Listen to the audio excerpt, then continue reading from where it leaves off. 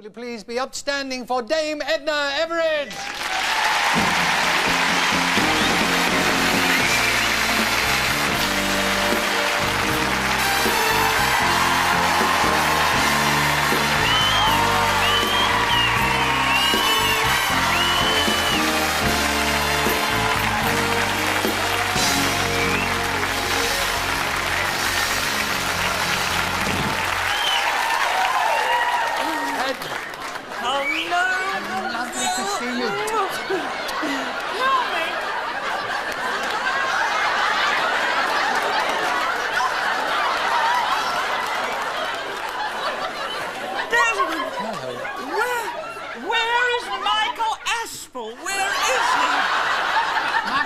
Yes.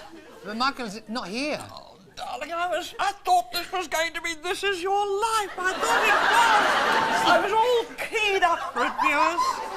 I was when they said...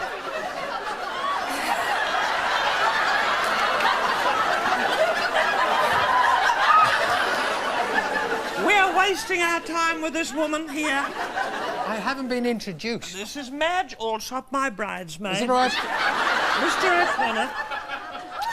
Don't encourage her, Desmond. Don't encourage her. Sit down. No. You see, I was sure it was going to be This Is Your Life. I'm sorry to disappoint you. No, well, you're not really. I adore you, little Desmond. And I've followed your career for years and years. Uphill and downhill. It's been a bit of a roller coaster. And I'll never forget that lovely song of yours, Dick-a-dum-dum. Dick-a-dum-dum. You like that? I love... When you won the Eurovision Song Contest, with that song... I never won the Eurovision Song Contest. With a song like that, you should have, darling.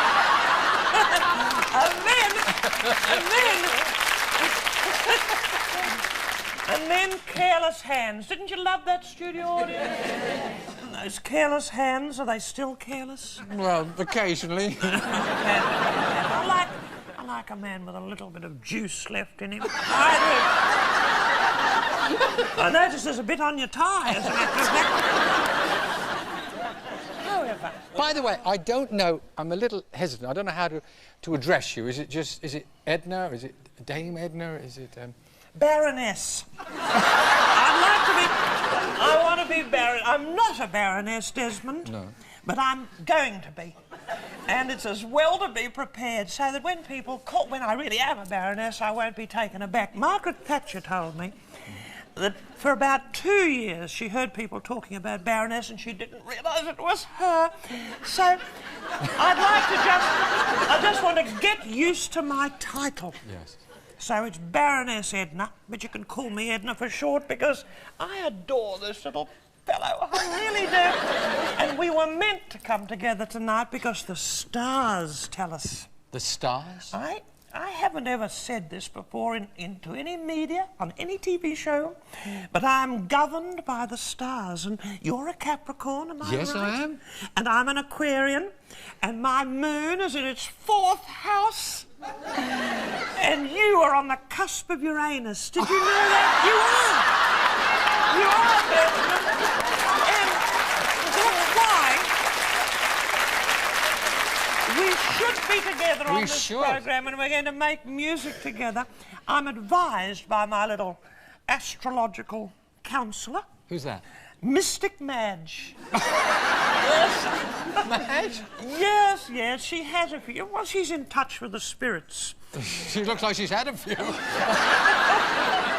Particularly methylated spirits when there's nothing else in the house. Look at her there. I've never seen her smile. She's smiling. She's smiling. This is a first. A first for the Desmond O'Connor show, viewers.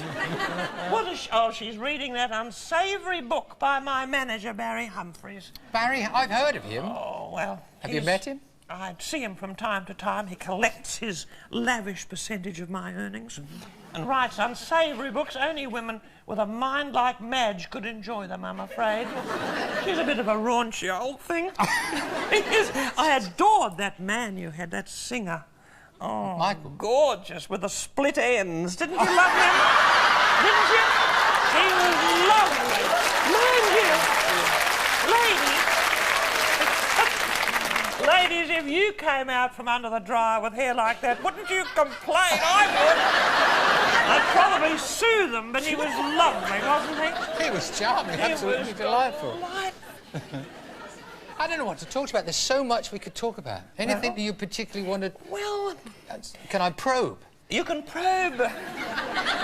Up to a point you can, my darling. You can. It's an exciting life I lead, and I'm doing a lot of counselling now, Desmond. Oh, that's interesting. I've become a stress therapist. And for anyone in particular? Particularly the royal family. Oh, this is interesting. Well, I can mention a few things, but remember that they have sworn me to secrecy. So this is just between ourselves. This must go no further. Who have you been helping? Of course, you saw little Di on Panorama. I was in the background there. You were there? That blouse. You remember that blouse, ladies, that she was wearing? That was my blouse. I lent her that blouse. And I said, don't wear your jewels. Don't wear your jewels. Because, you know, considering the sum of money you're hoping for, I said, you've got to look a little bit poverty-stricken. I wanted her to dress in Madge's old frock. I did the eye makeup. I got a lot of criticism. I did Princess Di's eye makeup. You did the makeup as well? Yes, I did. You And were every really now and then, I held her jewels. I said, don't wear those. I looked after them. I was the only person she trusted with them. And every now and then, they stopped the cameras during that famous interview. And I stepped forward with a little eyedropper and put some little tears in her eyes, and I did. So it's something I like. And you know, we do things together, little Di and I. She won't mind me saying this, I don't think. We see this woman. I don't know if you've heard of this. It's called colonic irrigation. I don't know. Have you heard of it? Oh, yes, I have heard of it. We see this little colonic irrigator. Her name is Annabelle. And she's a delightful person, and we visit this woman and have the treatment, but we do it very, very secretly. Yeah. We do, Desmond, because we don't want the paparazzi and the reporters all hanging around the front door. No. We don't. Or the back door. No, we slip in the back way, we do. And, funnily enough, so does Annabelle. She does. You're spooky. You almost anticipated what I was going to say, Desmond. This is a very, very late night show, isn't it? 8 o'clock. It's late for her. It's late for Madge. Well, I'm really worried about it. Shall I just go over and say hello or talk to her? No. She's popular enough. Do you know this woman is swamped by autograph hunters? I'm embarrassed. I go out tonight. When I leave these lovely, luxurious studios of yours, there'll be a swarm of rather spooky types of people, and they'll want her autograph. It hurts me a little bit. It's her they want. I was mystified. Viewers, studio audience, totally mystified by this phenomenon. And I asked one of them, I said, why is it? They said, oh, it's Camilla Parker Bowles, isn't it?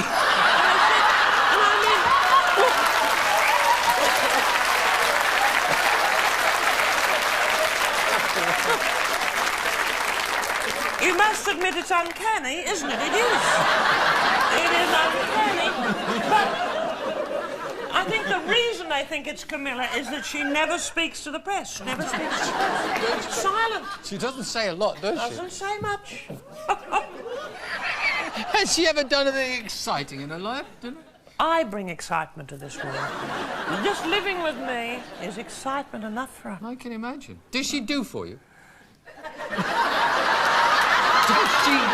Does she clean? Does she, like, dust and... Oh, whenever I travel. You know, I travel a lot, as we do in our business. I tell the hotel, however luxurious it is, I say... Oh, there's a woman pointing at my legs. I say... I hope she's not a Channel 4 type of woman. She's probably pierced somewhere without us knowing. However... You know, I could never bring myself to get pierced. I couldn't. No. I went to Selfridges years ago because I wanted those earrings that you sort of popped in through the little holes there. And there was a counter there. It said, ears pierced while you wait. And I thought, well, it's so much easier than leaving them there over the weekend. They used a staple gun on me. They do. They pointed this gun at me. Well, and when it went off, I ducked, I'm afraid. And at that very moment, the manager of the soft furnishings was bending over.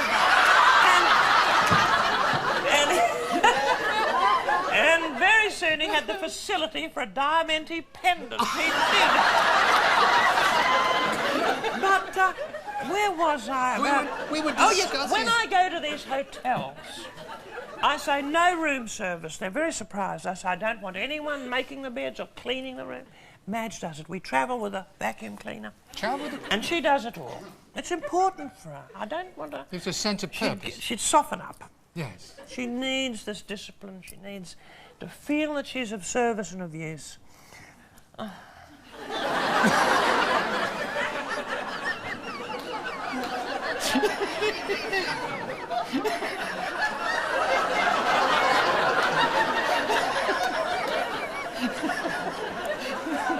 Where did you find her? Well, she was a little New Zealand waif who came to my school in Melbourne. And I took pity on this creature. Oh, and I've regretted that. She was wearing dreadful old clothes, you know, from New Zealand. I burnt them in the school playground. Really? I lent her some lovely things of mine. She's still wearing them. And you know, there was some... because this little cardigan that she was wearing was made of New Zealand sheep's wool that had been plucked off barbed wire. It was free-range wool. Yeah. And I have to say, it still had seeds in it and horrible little big jobs of sheep. And where we burnt that cardie, a kiwi fruit tree grew. It did. It was the first kiwi fruit tree in Australia. That's very interesting. Madge was carrying those seeds around with her. Has there ever been a man in... There was a husband. She was married. He passed away on her honeymoon. The marriage... The wedding... It's too sad. The wedding... Even I feel sorry for Madge when I tell this story. Yeah.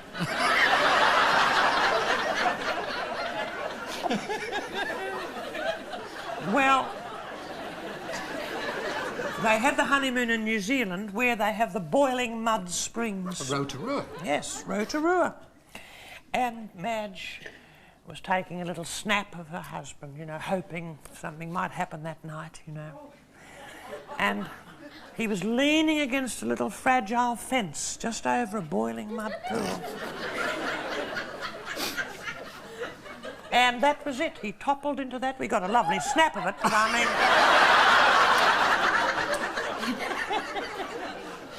So you don't let her out any more than... Well, I've felt responsible for her. There's a lovely side to me. No, I can tell that. Oh, yes. There's a lovely side to me. What is your best quality, do you think? Compassion, I think. And I think it's femininity. I think it's because women identify with me. They say Edna's a little bit naughty sometimes, gets a little bit wicked. But... at last, an intelligent woman on television. That's what they think because they're sick of the glamour pusses. I'm not a beauty. I'm a handsome woman. For example, if I'm in the street, quite a few heads turn, I can tell you that. And there are men who've written very, very raunchy things about me. Can we talk about it? No, we can't. We've said enough tonight. We've got about enough interview to fill a whole evening of Desmond O'Connor. And I'd like to thank you, Desmond O'Connor, and I'd like to thank all of our people listening.